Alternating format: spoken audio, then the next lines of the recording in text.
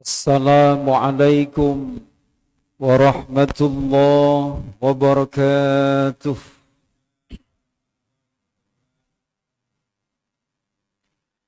A'udzu billahi minasy syaithanir rajim. Bismillahirrahmanirrahim. Bismillahi ma sya'allah la quwwata illa billah. Masya Allah, kullu ni'matin minallah. Masya Allah, al-khair kulluhu biyadillah. Masya Allah, la yasrifus su'a illallah. Ashhadu an la ilaha illallah wahdahu la syarikalah. Wa ashhadu anna Muhammadan abduhu wa rasuluh la nabiyya ba'dah. Allahumma salli wa sallim wa barik ala sayyidina Muhammadin wa ala alihi wa sahbihi ajma'in. Amma ba'du, subhanaka la ilma lana illa ma 'allamtana innaka antal alimul hakim. Wa qala Rasulullah sallallahu alaihi wasallam, min husni islamil mar'i tarkuhu ma la ya'ni. Sadaqallah wa sadaqa rasuluh wa ma zadana illa imanan wa taslima. Allahumma aftah lana hikmatak wansur alaina rahmataka min khazaini rahmatik ya arhamar rahimin ya arhamar rahimin ya arhamar rahimin. Walhamdulillahi rabbil alamin. Astaghfirullah rabbal baraya. Astaghfirullah minal khataya. Rabbi zidni ilman nafi'a wa wafiqni amalan salihan. Astaghfirullah rabbal baraya. Astaghfirullah minal khataya. Rabbi zidni ilman nafi'a wa wafiqni amalan salihan. Astaghfirullah rabbal baraya. Astaghfirullah minal khataya. Rabbi zidni ilman nafi'a wa wafiqni amalan salihan. Alhamdulillah, takdiripun Allah Azza wa Jalla, kita sedaya pinaringan nikmat arupi iman, Islam, kesempatan, ugi kesehatan, sehingga saged nglampahi amal ibadah wonten ing lebetipun sasi Rajab menika. Mugi-mugi sedaya amal kesainan ingkang sampun sedang ugi badhe kita lampahi sageta dipun terami ugi dipun ridani dening ngarsa dalem Allah tabaraka wa ta'ala. Amin. Allahumma amin. Kita lanjutkan ngaji sirah nabawiyah. Kali ini temanya menyambut datangnya wahyu.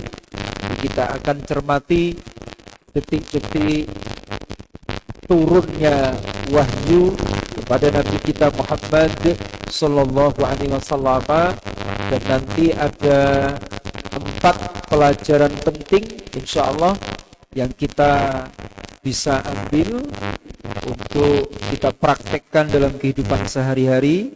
Setelah itu untuk 3 penanya kali ini dapat hadiah istimewa. Jadi double ya. Jadi biasanya hanya kerudung dan kopiah, kali ini masing-masing. Ya, ada tambahan majalah internasional, majalah Mayaro. Majalah Mayaro, ini bagus ini.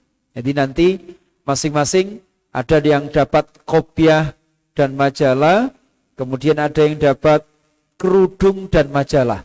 Jadi 1 penanya dapat 2 hadiah. Nah, ini istimewa. Kenapa kok hari ini istimewa? Karena biasanya ini liburan ini jenengan luar kota. Tibake kok ngaji kabeh. Nah, niki istimewa. Makanya hadiahnya itu istimewa. Jadi ngoten. Pun menyambut datangnya wahyu. Bismillahirrahmanirrahim. Mendekati usia 40 tahun, Nabi kita Muhammad sallallahu alaihi wasallam banyak melakukan tahannus, semacam menyendiri. Jadi untuk melakukan kontemplasi, perenungan yang mendalam ke Gua Hira.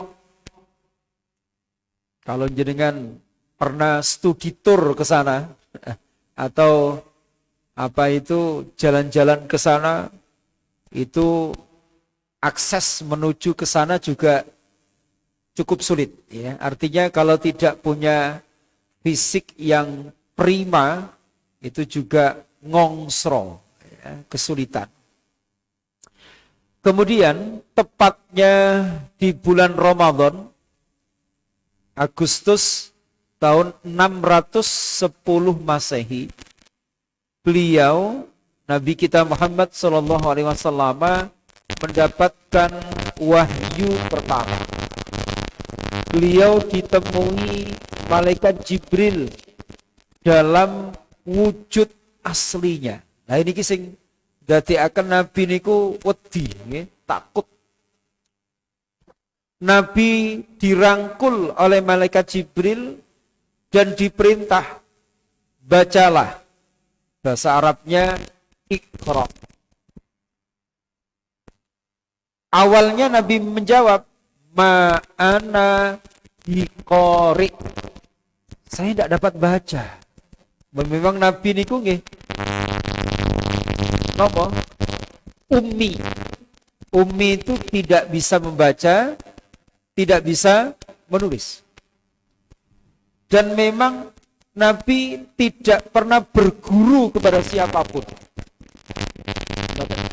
Tidak ada riwayat yang menyebutkan bahwa sebelum memproklamirkan diri sebagai utusan Allah, Nabi itu pernah membaca buku atau menulis dan sebagainya. Tidak ada keterangan seperti itu. Makanya beliau senang kalau digelari al-ummi, itu senang. Dan keummian bagi Nabi itu justru. Jadi kalau selain Nabi itu kekurangan. Kenapa kok kelebihan? Ketika Nabi tidak bisa baca, tidak bisa nulis, tapi kemudian mampu menghadirkan Al-Quran yang luar biasa, tingkat sastranya, mukjizatnya, itu menunjukkan bahwa Al-Quran itu otentik saking Gusti. Jadi itu justru kelebihan. Maka orang tidak boleh kemudian lapo kamu tidak bisa baca, tidak bisa tulis, niru Nabi, itu tidak boleh, tidak boleh. Nanti ketika kita sampai di periode itu unik ya.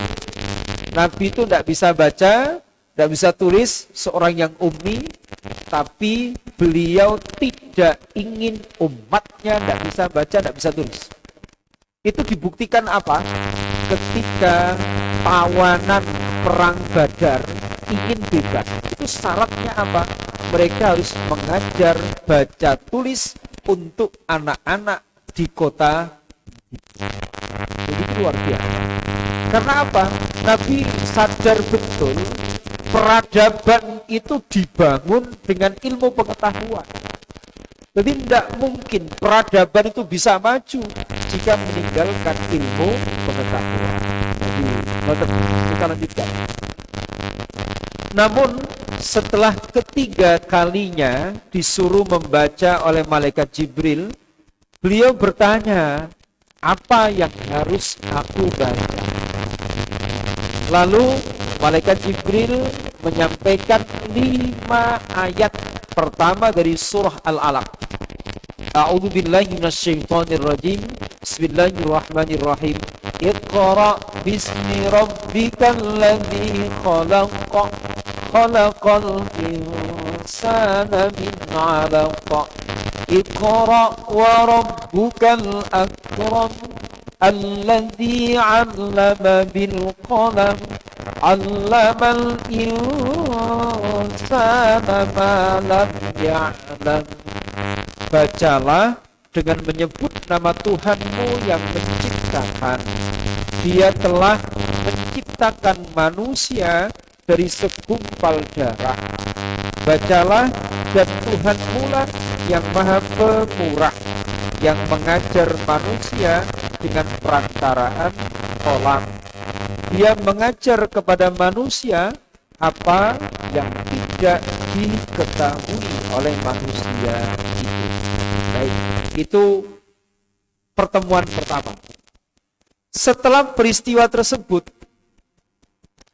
beliau segera pulang dan menemui Ibunda Khadijah radhiyallahu anha dengan ekspresi yang takut, agak panik, karena memang pertama kali bertemu dengan malaikat Jibril. Maka sang istri menyimak apa yang disampaikan oleh suami tercinta itu.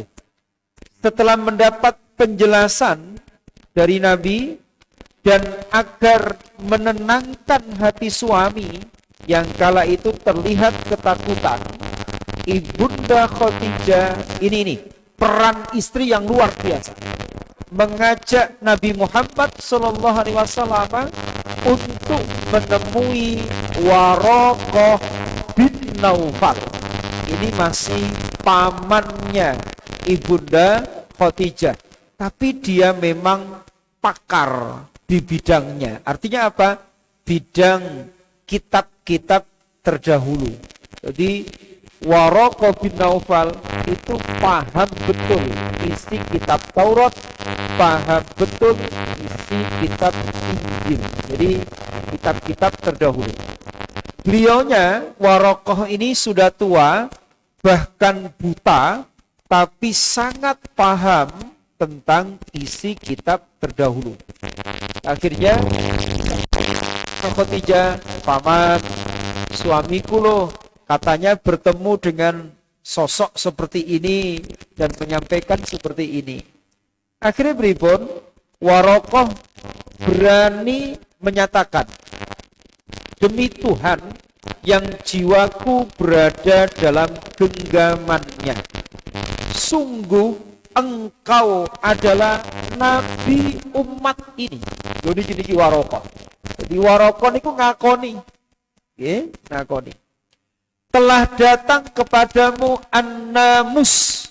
Namus itu apa? Yaitu wahyu malaikat Jibril yang pernah datang kepada Nabi Musa. Artinya apa? Kamu tidak usah takut. Yang datang kepadamu itu juga dulu datang kepada nabi-nabi sebelumnya. Sungguh kaummu nanti akan mendustakanmu, mengganggumu, mengusirmu, dan memerangimu. Coba, niki ketika dawuh seperti itu karena betul-betul tahu kebiasaan para nabi terdahulu. Nabi sampai bertanya, apakah memang kaumku nanti akan mengusirku? Maka Waraqah menjawab, iya, tidak seorang pun yang datang membawa serupa dengan yang engkau bawa ini kecuali dimusuhi dan diperangi orang. Kalau aku mencapai masa itu, artinya kata Waraqah, andaikan aku masih hidup, usiaku panjang, dan aku menjumpai engkau dimusuhi, diusir oleh kaummu, niscaya aku akan membelamu dengan pembelaan yang kuat. Tapi takdire setelah ini Waraqah meninggal dunia. Makanya menurut para ulama ini Waraqah juga seorang yang Muslim, ya, meskipun belum melakukan sholat 5 waktu, jauh. Sholat 5 waktu itu nanti 10 tahun setelah wahyu yang pertama ini. Kapan? Ya, tadi di Rejab, ya, ketika Isra dan Mi'raj. Jadi nanti 10 tahun setelahnya itu sholat 5 waktu baru turun. Puasa lebih lama lagi. Puasa itu baru turun tahun kedua Hijriah. Berarti nopo? Tahun ke-15 kenabian. 15 tahun setelah jadi nabi baru turun kewajiban puasa. Loh, awal-awal tidak ada kewajiban puasa. Haji baru turun tahun ke-6 Hijriah. Itu haji 6 Hijriah. Dan Nabi itu wafat awal 11 Hijriah. Di 6 Hijriah artinya 6 tahun di kota Madinah baru turun kewajiban haji. Jadi makanya Waraqah ini karena sudah punya niat yang baik seperti itu, maka dianggap sebagai seorang muslim. Wallahu a'lam. Ini kisah singkatnya. Kita ambil pelajaran. Yang pertama, urgensi tafakkur.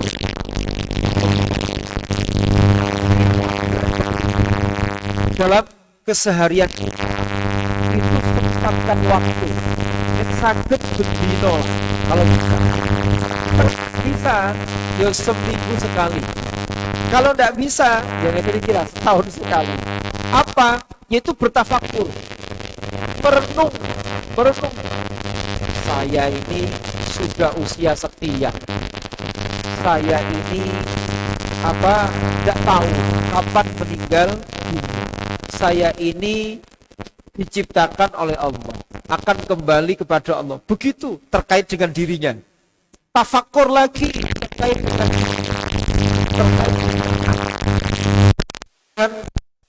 itu penting. Tafakur. Jadi mikir-mikir yang menjadikan dia berubah, itu bagus. Itu yang kemudian dipahami berpikir 1 jam, ya, karena memikirkan dirinya, memikirkan nanti di akhirat, itu yang lebih utama daripada ibadah setahun itu di situ. Tapi ibadah sunnah. Jadi tafakkaru sa'atin khairun min ibadati. Berpikir, merenung 1 jam yang memikirkan yang produktif tadi itu lebih utama daripada ibadah sunnah selama 1 tahun. Baik, kita lanjutkan. Al-Quran menyebut orang yang sering bertafakur itu sebagai ulul albab. Jadi ulul albab gelarnya orang yang senang tafakur nih. Baik, kita cermati di surah Ali Imran ayat 190. A'udzubillahi minasyaitonirrajim. Bismillahirrahmanirrahim. Inna fi khalqis samawati wal ardi wa ikhtilafil laili wal nahar واختلاف الليل والنهار لآيات لأولي الألباب الذين يذكرون الله قياما وقعودا وعلى جنوبهم ويتفكرون يتفكرون في خلق السماوات والأرض ربنا ما خلقت هذا باطلا سبحانك فقنا عذاب النار. Sesungguhnya dalam penciptaan langit dan bumi, silih bergantinya malam dan siang, terdapat tanda-tanda bagi ulul albab, orang yang cerdas, orang yang berakal. Maka kita diperintah, ya, dari memikirkan itu muncul sunnatullah, ada gaya gravitasi dan lain sebagainya. Jadi ini karena apa? Merenung menikah, faktor. Lahir berbagai macam teori-teori, yaitu orang-orang yang mengingat Allah sambil berdiri, duduk, berbaring, dan mereka memikirkan tentang penciptaan langit dan bumi seraya berkata, ya Tuhan kami, tiadalah Engkau menciptakan ini dengan sia-sia. Maha suci Engkau, maka peliharalah kami dari siksa neraka. Jadi nanti pundaknya tidak ada satu pun oleh Allah di dunia ini itu anfaedah, tanpa faedah itu tidak ada. Semuanya pasti ada hikmahnya. Al-Hafidz Ibnu Hajar Al-Asqalani dalam karyanya Al-Istidad ila Yaumil Ma'ad menyebut pendapat jumhur ulama, tafakkur itu ada 5 macam. Ada 5 macam. Yang pertama, fikratun fi memikirkan tentang ayat-ayat Allah. Ayat-ayat ini 2.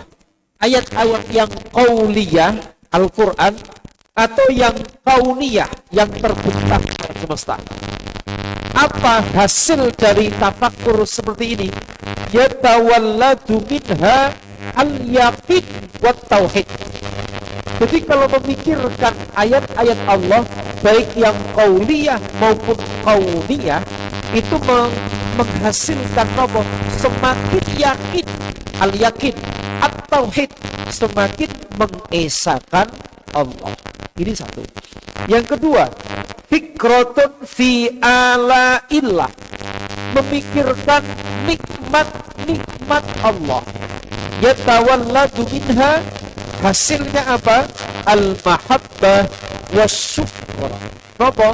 Rasa cinta kepada Allah dan matur nuwun, bersyukur kepada Allah. Yang ketiga, fikratun fi wa'dillah, memikirkan janjinya Allah. Janji bagi orang yang taat itu dapat balasan yang luar biasa. Yatawalladu minha ar-raghbah, kalau memikirkan janjinya Allah akan memunculkan semangat untuk beribadah. Fikratun fi wa'idillah, memikirkan tentang ancaman Allah. Yatawalladu minha al-haibah, muncul rasa takutnya untuk maksiat. Dan yang kelima, fikratun fi taksiri nafsihi anit ta'ah, yaitu memikirkan betapa dirinya kurang dalam menjalankan taat ma'a ihsanillah ilaih, padahal Allah sudah berbuat baik kepadanya. Apa buahnya?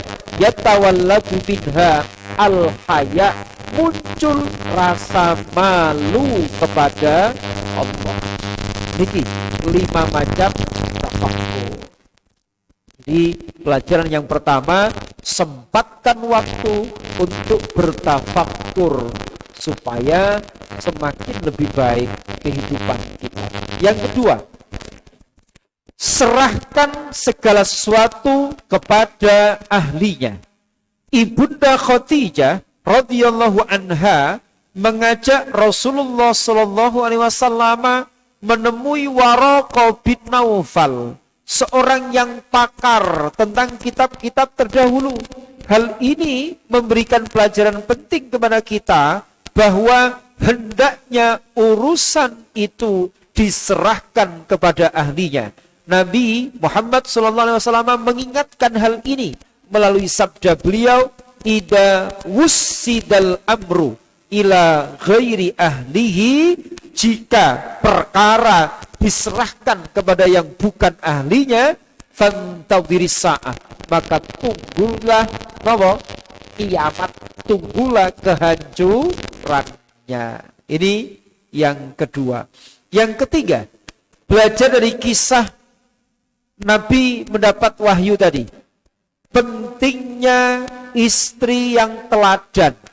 Sinten niku kados Ibunda Khadijah, menampilkan sosok istri cerdas yang mampu memberikan solusi atas masalah yang membelit suami.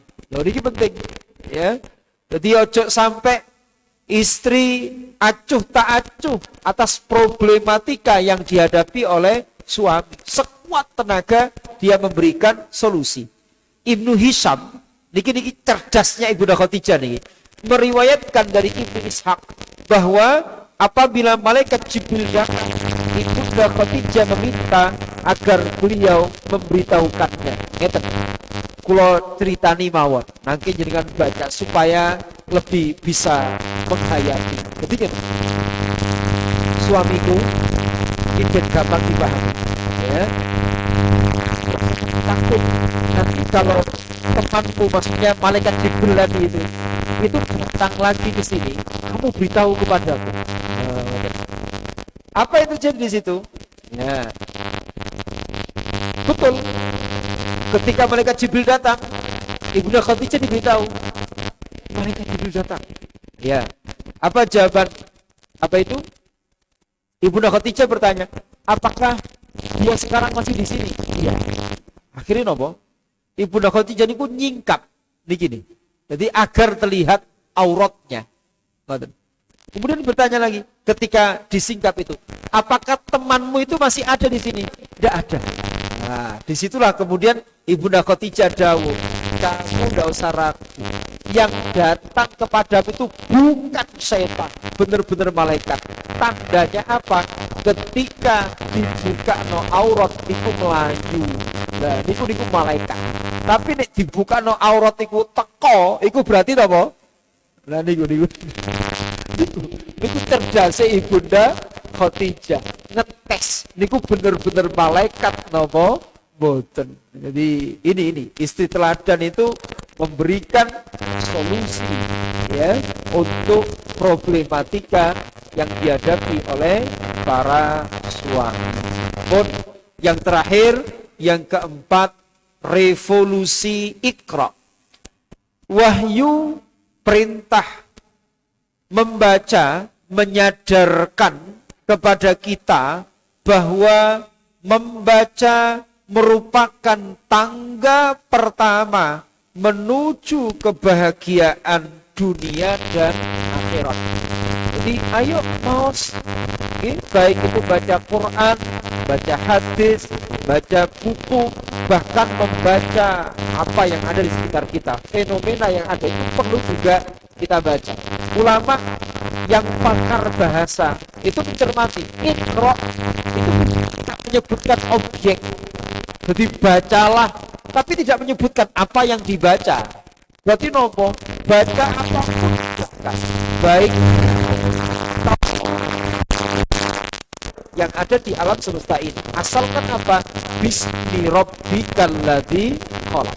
Jadi bacalah dengan nama Tuhanmu yang telah menciptakan.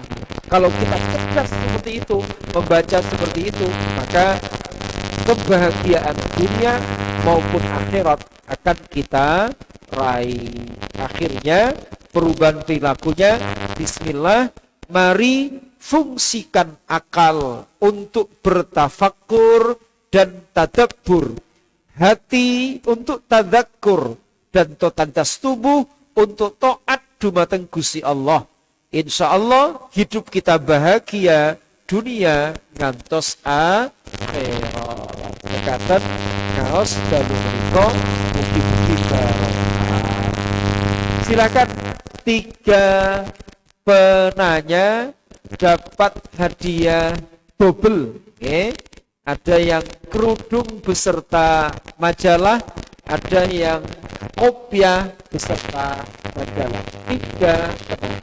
Satu, dua, satunya lagi menyusul. Ya, silakan.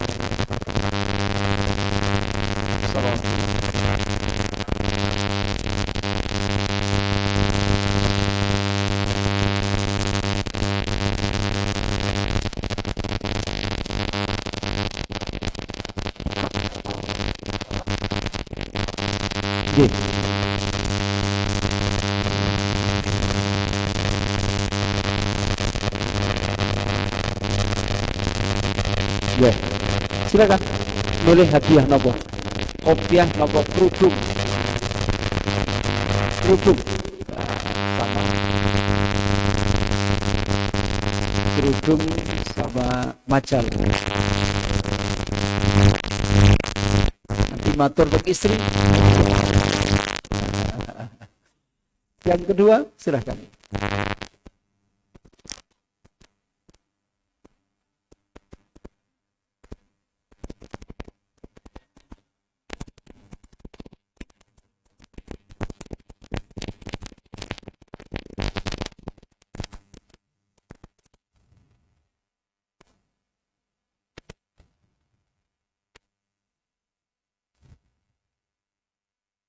Silakan dapat hadiah. Kerudung. Kok banyak yang senang kerudung?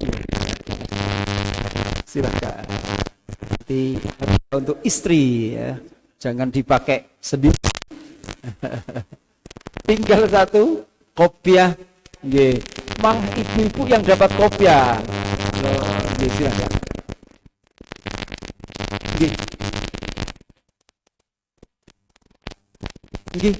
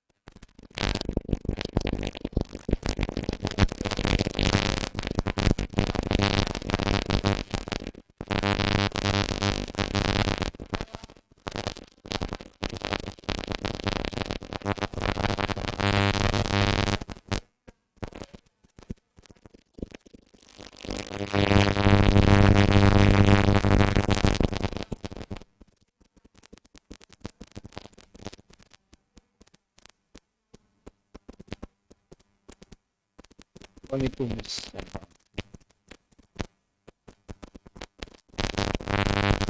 Oke, dapat hadiah kopiah dan majalah.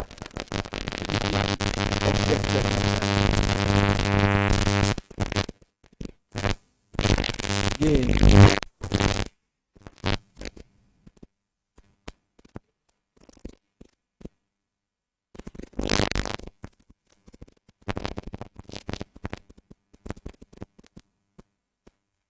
Sampun. Hadiahnya habis.